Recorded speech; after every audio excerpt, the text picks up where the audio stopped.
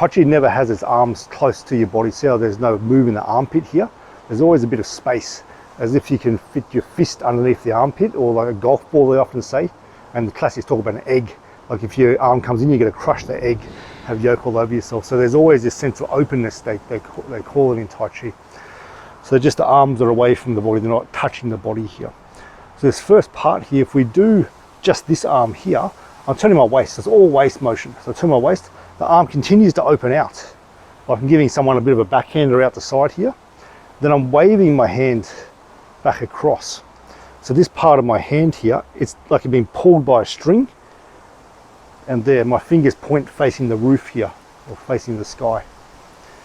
So it's like a wave. So I turn my arm, giving someone a big backhander. Then this part starts to pull in, and my hand waves. So I finish here, fingers point to the roof. So it's this waving kind of motion here.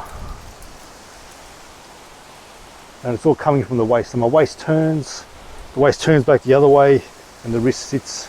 We call sitting the wrist here. If I don't sit the wrist, it looks like either flat or wrist this way. So we sit the wrist, like kind of like we're chopping. In karate, people chop them with that part. So that's that arm. And from the front, if I do the arm that you're using, I'm opening out about the width of my shoulder. So I'm not opening right out here, about the width of my shoulder. Then this part gets pulled back across. So it's pulled back to this line of this shoulder now. So I'm going across the body to this width of this shoulder, pulling back the width of this shoulder over here. So not over here, and I'm not just finishing in the center, I'm more here. So it's like this wave kind of motion. A wave, and then it starts to draw down a little bit. Wave, open, draw down, sit the wrist.